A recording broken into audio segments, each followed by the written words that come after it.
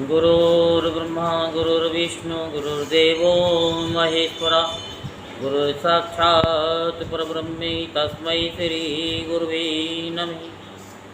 ओं गजाननं भूतगणाधिसेवितं कपितजम्बुफलचारुभक्षणं उमासुतं शोकविनाशकारिकं नमामि विघ्नेश्वरपादपङ्कजं। बोलो शंकर भगवान की जय। यदि आपके पास ये कथा किसी भी कारण से कैसे भी मिली है, शिव कथा, तो समझो कि अब आपका भाग्योदय होने वाला है। इसलिए इस कथा को पूर्ण सुने, बीच में रोके ना। तो आप देखेंगे आपके घर में और आपके अंदर कितनी पॉजिटिव एनर्जी आएगी और आपके घर में मेरे भोले बाबा मंगल ही मंगल करेंगे, अमंगल को हार लेंगे। अब हम आपको शिव पुराण में लिंग में शिव का प्राकट्य तथा उनके द्वारा ब्रह्मा विष्णु को दिए गए ज्ञानोपदेश का वर्णन की कथा विस्तार पूर्वक सुनाते हैं। तो आप सभी मन को एकाग्र करते हुए शांति पूर्वक कथा को श्रवण करेंगे और धर्म लाभ प्राप्त करेंगे। हे कृष्ण, तदुपरांत वहाँ पर ब्रह्म तत्व का प्रतिपादक नाद में एकाक्षरात्मक शब्द ब्रह्म ओंकार प्रकट हुआ। उस समय ब्रह्मा तथा विष्णु से भी नहीं जान सके, क्योंकि उन दोनों का चित्त रजोगुण तथा तमोगुण से अच्छन्न था। तब है एक अक्षर ओम में इन 3 मात्राओं तथा आगे आदि मात्रा के द्वारा 4 भागों में विभक्त हो गया। उस ज्वलमान लिंग के दक्षिण भाग में अकार, उत्तर में उकार और उसी तरह मध्य में मकार सुना गया। लिंग के शीर्ष भाग में अर्धमात्रात्मक नाद सुना गया। तब उस परम अक्षर प्रणव ओम के विभक्त होने पर भी वे दोनों देवता उस विभाजन के अर्थ को कुछ भी नहीं समझ सके। इसके बाद अव्यक्त प्रणव वेदों के रूप में परिणमित हो गया। उसका आकार ऋग्वेद, उकार यजुर्वेद, मकार सामवेद और अर्धमात्रात्मक नाद अथर्ववेद हुआ। सर्वप्रथम उस ऋग्वेद ने संक्षेप में अपने 10 वेद तात्पर्य को प्रस्तुत किया। गुणों में रजोगुण, मूर्तियों में आदि मूर्ति ब्रह्मा, क्रियाओं में सृष्टि क्रिया, लोकों में भूर्लोक, तत्वों में अविनाशी आत्म तत्व, कलाब्धों में निवृत्ति कला, पंच ब्रह्मों में सद्योजात, लिंग के विभागों में अधोदेश, तीनों कारणों में बीज नामक कारण तथा अणिमादि सिद्धियों में स्थित चतुष्षष्टि गुणात्मक ऐश्वर्यों में बौद्ध ऐश्वर्य, इस प्रकार 10 अर्थों से समन्वित ऋग्वेद के द्वारा समस्त वेश व्यापक है। तदुपरांत यजुर्वेद ने अपने 10 वेद तात्पर्यों को प्रतिपादित किया। गुणों में सत्वगुण, मूर्तियों में आदि मूर्ति विष्णु, क्रियाओं में स्थिति नामक क्रिया, लोकों में अंतरिक्ष, तत्वों में विद्या तत्व, कलाधों में प्रतिष्ठा नामक कला, पंच ब्रह्मों में वामदेव, लिंग विभागों में मध्यभाग, तीनों कारणों में योनि नामक कारण तथा ऐश्वर्यों में प्राकृतिक ऐश्वर्य, इस प्रकार ये विश्व यजुर्वेद में हैं। इसके पश्चात सामवेद ने अपने 10 वेद अर्थ का प्रतिपादन किया। गुणों में तमोगुण, मूर्तियों में आदि मूर्ति, रुद्र, क्रियाओं में संहार क्रिया, तीनों लोकों में स्वर्लोक और तत्वों में उत्तम शिव तत्व, कलाब्धों में विद्या कला, पंच ब्रह्मों में अघोर ब्रह्म, लिंग विभागों में पेठोर्ध भाग, तीनों कारणों में बीजी नामक कारण तथा ऐश्वर्यों में पौरुष ऐश्वर्य। इस प्रकार ये विश्व सामवेद से अभिव्यापत है। इसके उपरांत अथर्ववेद ने अपने निर्गुणात्मक उत्कृष्ट तात्पर्य का प्रतिपादन किया। मूर्तियों में सदाशिव की महेश्वर नाम वाली मूर्ति, क्रिया रहित परमात्मा शिव की उपचारतः होने वाली क्रियाओं में प्राणी मात्र के प्रति अनुग्रह रूपा क्रिया, जिसके कारण ही प्राणियों को मोक्ष लाभ होता है। लोकों में वह अलौकिक सोमलोक, जिसे अधिगत करने में बाघादि इंद्रियों सहित मन भी असमर्थ हो लौट आता है। वह अलौकिक सोमलोक तो उन्मनालोक से भी ऊपर है, जहाँ उमा के साथ शाम सदाशिव भगवान ईशान नित्य विराजते हैं। उन्मनालोक के ऊपर विद्यमान उस लोक को प्राप्त हुआ जीव पुनः जन्म नहीं लेता। कलाओं में शांति कला तथा सभी कलाओं में अभिव्याप्त शांत्यातीत कला और पंच ब्रह्मों में तत्पुरुष तथा ईशान संज्ञक ब्रह्म लिंग के विभागों में मूर्धा नामक विभाग, प्रणव के कल्पित अवयवों में नाद नामक वह अवयव, जिसमें आवाहन पूर्वक एकमात्र निष्कल शिव की ही आराधना की जाती है। तत्वों में वह तत्व जो बिंदु से लेकर नाद तथा शक्ति से भी परे है, उस तत्व से भी परे जो परमार्थ पर तत्व है और जो अतत्व भी कहा जाता है। माया के विक्षोभ से भी जो कार्य के जनक होते हैं, उन तीनों कारणों से भी वह अतीत है।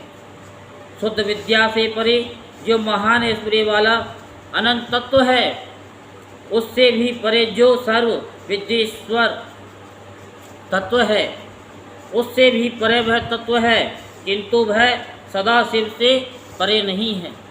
सकल मंत्र में देह वाले तीनों शक्तियों से समन्वित पंचमुख 10 भुज सकल एवं निष्कल स्वरूप वाले साक्षात परम देव से भी परे है।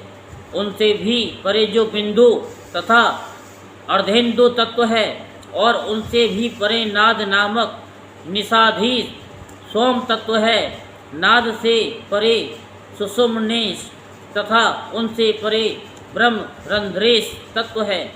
ब्रह्म रंध्रेश्वर से परे शक्ति तत्व कुंडलिनी तथा शक्ति से परे स्थित जो शिव तत्व है, वह उससे भी परे है। वे सर्व तत्वातीत परम तत्व भगवान शिव जगत के साक्षात कारण न होते हुए भी वस्तुतः परम कारण हैं। उन्हीं को कारणों का आश्रय ध्याता ध्येय अविनाशी परम व्योम के मध्य में अवस्थित परमात्म तत्व से भी ऊपर स्थित सर्वेश्वर संपन्न सर्वेश्वर एकमात्र स्वयं ईश्वर रूप माना गया है।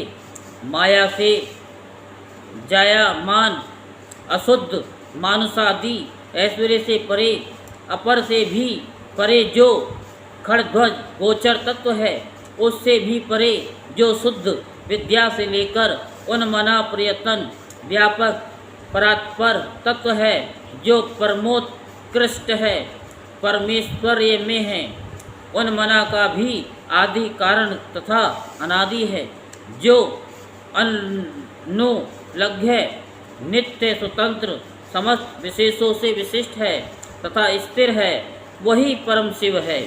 इस प्रकार इन 10 विध अर्थों से समन्वित यह अथर्ववेद अत्यंत महनीय है तथा यह समस्त वेद अथर्ववेद के द्वारा व्यापक है। ऋग्वेद ने पुनः ये कहा कि जीवात्मा या जगत की जागृत अवस्था का निरूपण मेरे द्वारा किया जाता है, क्योंकि मैं ही आत्म तत्व का सतत प्रतिपादन करने वाला हूँ। उसी प्रकार यजुर्वेद ने कहा कि जीवात्मा या जगत की सपन दशा का प्रतिपादन मेरे द्वारा किया जाता है, क्योंकि मुझ में या कि मुझसे ही भोग्य रूप में परिणत हुई विद्या का अधिगम होता है। तदुपरांत सामवेद ने कहा कि सुषुप्ति नामक अवस्था का समग्रतया प्रतिपादन मेरे द्वारा होता है तथा तमोगुणाश्री रुद्र के द्वारा प्रतिपादित समस्त अर्थ मेरा ही कथन है। तत्पश्चात अथर्ववेद ने कहा कि तुर्य नामक तत्व तथा तुर्यातीत तत्व भी मेरे द्वारा ही निरुपत्ति होता है, इसलिए मुझे अध्वातीत पद अर्थात अध्वातीत तत्व का प्रतिपादक भी कहा जाता है। अध्वात्मक तत्व तीन हैं, शिव तत्व, विद्या तत्व तथा आत्म तत्व। ये तीनों ही गुणात्मक तथा वेदों के द्वारा ज्ञात होने योग्य हैं। परम पद की अभिलाषा वाले साधक को अध्वातीत तुर्य नामक तत्व का अनुसंधान करना चाहिए। ये तुर्य तत्व निर्विशेष ब्रह्म ही निर्माण तथा परम पद कहा जाता है।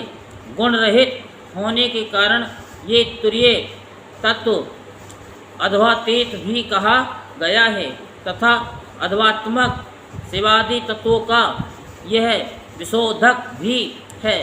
तुर्य तथा अद्वितीय शिवादि इन दोनों के आविर्भाव का हेतु नाद है तथा नाद तत्व की चरम अवस्था ही मेरा स्वरूप है। इसलिए मेरे अनुसार सर्वतो भावेन स्वतंत्र होने से परमेश्वर शिव ही प्रधान तत्व है। इस जगत में जो कोई भी वस्तु है वह सब गुणों की प्रधानता के योग से समिष्ट अथवा व्यष्टि रूप में परमार्थ कही जाती है। इसलिए ये ब्रह्म रूप एकाक्षरात्मक प्रणव व्यष्टि अथवा समिष्टि रूप प्रत्येक वस्तु का भी दायक कहा गया है। यही कारण है कि इस समग्र विश्व की रचना ओंकार के द्वारा सर्वप्रथम भगवान शिव करते हैं। शिव जी प्रणव से अभिन्न हैं तथा ये प्रणव भी साक्षात शिव ही है। प्रणव वाचक है तथा शिव वाच्य है, क्योंकि वाच्य और वाचक में परमार्थ भेद नहीं होता है। भगवान रुद्र सर्वदा अचिंत्य हैं, क्योंकि बागादि इंद्रियां भी मन के साथ उनका अनुसंधान करने में असमर्थ होकर लौट आती है। वे रुद्रदेव तो केवल एकाक्षरात्मक प्रणव के द्वारा ही प्रतिपादित किए जा सकते हैं। प्रणव के अंतर्वर्ती अकार नामक एक अक्षर से आत्म स्वरूप ब्रह्मा का निरूपण किया जाता है। ओकार नामक एक अक्षर से विद्या स्वरूप विष्णु का निरूपण किया जाता है तथा मकार नामक एक अक्षर से शिव स्वरूप रुद्र का प्रतिपादन किया जाता है। महेश्वर के दक्षिणांग से आत्म संज्ञक ब्रह्मा का प्रादुर्भाव हुआ तथा उनके वामांग से विद्या संज्ञक विष्णु प्रकट हुए। उन सदाशिव के हृदय देश से शिव संज्ञक नील रुद्र का प्राकट्य हुआ। ब्रह्मा के द्वारा सृष्टि का प्रवर्तन हुआ और विमोहक विष्णु के द्वारा स्थिति कार्य संपन्न किया गया। रुद्रदेव ने सृष्टि का संहार तथा ब्रह्मा और विष्णु का नियमन कार्य किया। यही कारण है कि ये तीनों देवता जगत के कारण कहे गए हैं और इन तीनों कारणों के भी कारण शिव परम कारण कहे गए हैं। इस बात को बिना भली भांति समझे रजोगुण से प्रेरित होकर तुम दोनों ने आपस में वैर बांध लिया। अतः तुम लोगों को प्रतिबोधित करने के लिए ही मध्य में ये लिंग उपस्थित हुआ। इस प्रकार अथर्ववेद के द्वारा प्रतिपादित मत का समर्थन ओम ऐसा ही है कहकर सैकड़ों हजारों शाखाओं वाले ऋग्वेद, यजुर्वेद तथा सामवेद ने भी किया। स्वयं वेदों के द्वारा अपने श्री मुख से इस प्रकार सुस्पष्ट रूप से कहे जाने पर भी उन दोनों देवताओं को सपनकालिक अनुभूति के समान परम तत्व का निश्चय न हो सका, तब वहाँ पर उनके अज्ञान का हरण कर उन्हें प्रबोधित करने के लिए वह वेदोक्त मत उसी लिंग में वैसे ही मुद्रित अर्थात अंकित हो गया। तब उन लिंगी भगवान शिव के अनुग्रह से लिंग में अंकित उस अभिप्राय का अवलोकन कर वे दोनों देवता शांत चित्त तथा ज्ञानवान हो गए। उस समय उत्पत्ति प्रलय खड़ ध्रुवाओं का वास्तविक स्वरूप अध्वातीत श्रेष्ठम परम पद में अधिष्ठित परम पुरुष निरंतर अर्थात सर्वातिशायी निष्कल ब्रह्म स्वरूप महेश्वर शिव, जो कि पशुपाश में इस जगत प्रपंच के नित्य अधिपति हैं, जो सर्वतो भावेन भय रहित है, जिनके स्वस्वरूप में वृद्धि अथवा ह्रास रूप विकार नहीं होते हैं, ऐसे वाहे अभ्यंतर देश में व्याप्त वाहे तथा अभ्यंतर के भेद से रहित सर्वदा समस्त अतिशयों का अतिक्रमण करने वाले समस्त लोक से विलक्षण लक्षणों से रहित अनिर्देश वागादि इंद्रियों तथा मन से ज्ञात न होने वाले ज्योति स्वरूप एक रस शांत प्रसन्न सर्वदा भासमान समस्त मंगलों के अधिष्ठान तथा अपने सदृश महिमा में परम शक्ति से समन्वित विरूपाक्ष भगवान शंकर को तत्वते जानकर ब्रह्मा तथा विष्णु तब सिर पर अंजलि बांधकर भयभीत हो इस प्रकार कहने लगे। ब्रह्मा जी बोले, हे देव, मैं अज्ञानी हूँ अथवा आपको भली भांति जानने वाला हूँ, चाहे जो कुछ भी हूँ, पर प्रारंभ में आपके द्वारा ही उत्पन्न किया गया हूँ। यदि मैं इस प्रकार के भ्रम से ग्रस्त हुआ तो इसमें किसका अपराध कहा जाए? आपके समीप होने पर भी यदि मेरा ज्ञान रहता है तो रहे, इससे क्या हानि हो सकती है? ऐसा कौन है जो निर्भय होकर अपना अथवा पराया कृत्य बता सके? हे प्रभु, हम लोगों का विवाद भी मंगल में ही है, क्योंकि देवादिदेव आपका स्वामी का चरण बंधन रूप फल इसी से मिला है। विष्णु बोले, हे देव, यद्यपि आपकी महिमा के अनुरूप स्तुति करने में वाणी समर्थ नहीं है, तथापि स्वामी के समक्ष सेवकों का मौन रहना भी तो अपराध ही है। इस अवसर पर क्या करना उचित रहेगा ये तो मैं नहीं जानता, तथापि जैसे तैसे प्रलाप करते हुए मैं आपको प्रणाम करता हूँ। आपने ही हमें जगत कारणता प्रदान की थी, परंतु आपकी माया से मोहित होने के कारण मैं आपको भूल गया। जब मैं अभिमानग्रस्त हो उठा तब आपने ही मुझे इस समय उन्हें अनुशासित किया है। बहुत कुछ कहने से क्या लाभ? हे ईश्वर, मैं अत्यधिक भयभीत हो गया हूँ, क्योंकि मैंने अपरिच्छिन्न स्वरूप वाले आपको परिच्छिन्न बताने का दुस्साहस किया है। आप महादेव को भयभीत लोगों के दुख का नाशक कहा जाता है, इसलिए हे शंकर, मेरे इस अपराध को आज आप क्षमा कर दीजिए। इस प्रकार उन दोनों लोकेश्वरों के द्वारा निवेदन किए जाने पर प्रसन्न हुए भगवान उन देवताओं पर कृपा करके मुस्कुराते हुए कहने लगे। ईश्वर बोले, हे वत्स विधे, हे वत्स विष्णु, तुम दोनों मेरी माया से मोहित होकर अपनी प्रभुता का अहंकार करने लगे और तुमने आपस में शत्रुता मान ली। तुम लोगों के वाद विवाद का पर्यवसान युद्ध में हुआ, तथापि उससे निवृत्त नहीं हो सके। जगत के कारण स्वरूप तुम दोनों के अज्ञान तथा अहंकार से उत्पन्न हुई असहमति के कारण ये प्रजा सृष्टि विच्छिन्न हो रही थी। तब प्रजाओं के उच्छेद को रोकने के लिए उस समय मैंने लिंग रूप से लीलापूर्वक आविर्भूत होकर तुम्हारे अभिमान तथा मोह को निवृत्त किया है। इसलिए बार बार के विवाद तथा लज्जा का पूर्ण रूप से परित्याग करके आप लोगों को ईर्ष्या से मुक्त होकर अपने अपने कर्तव्य का अनुपालन करना चाहिए।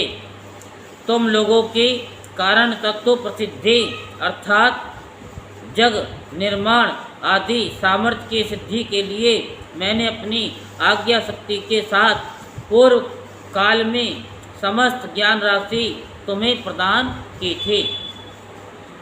उसके साथ ही पंचराक्षरात्मक सूत्र नाम से प्रसिद्ध अत्यंत उत्कृष्ट मंत्र रतन का भी मैंने आप लोगों को उपदेश किया था। आज वह सब कुछ तुम लोग भूल चुके हो। अब मैं फिर से अपनी आज्ञा शक्ति के साथ पूर्व की भांति वह सब प्रदान कर रहा हूँ, क्योंकि बिना उसके तुम दोनों सृष्टि रचना तथा उसके पालन में समर्थ नहीं हो सकोगे। भगवान नारायण तथा ब्रह्मा जी इस प्रकार कहकर भगवान महादेव ने उन दोनों को ज्ञान राशि के साथ पंचाक्षर मंत्र राज प्रदान किया। वे दोनों दिव्य परा महिमा में माहेश्वरी आज्ञा शक्ति परमार्थ रूप मंत्र रतन तथा समस्त कलाओं को प्राप्त करने के उपरांत देवादिदेव के चरणों में दंडवत प्रणाम करके निर्भय तथा आनंद मगन होकर स्थित हो गए। इस बीच में आश्चर्यजनक इंद्रजाल की भांति वह भगवलिंग अंतर्ध्यान हो गया। जब वे उसे देख नहीं पाए तो भावना के आहत सी हो जाने के कारण उस समय हाहाकार पूर्वक विलाप करने लगे। घटित हुआ ये वृत्तांत सत्य है या सत्य है, इस प्रकार परस्पर कहते वे भगवान शंकर के अचिंतनीय ऐश्वर्य का स्मरण कर व्यथा रहित हो गए। उन्होंने उत्तम मित्र भाव से युक्त हो एक दूसरे का आलिंगन किया और संसार के कृत्यों को संपन्न करने के उद्देश्य से वे दोनों देव श्रेष्ठ अपने अपने धाम को चले गए। उसी समय से इंद्र आदि देवगण, असुरगण, ऋषिगण, मनुष्य, नाग तथा स्त्रियां ये सभी विधान पूर्वक शिवलिंग की प्रतिष्ठा करके लिंग मूर्ति में उन भगवान शिव की अर्चना करने लगे। बोलो शंकर भगवान की जय। हर हर महादेव, हर हर महादेव, हर हर महादेव।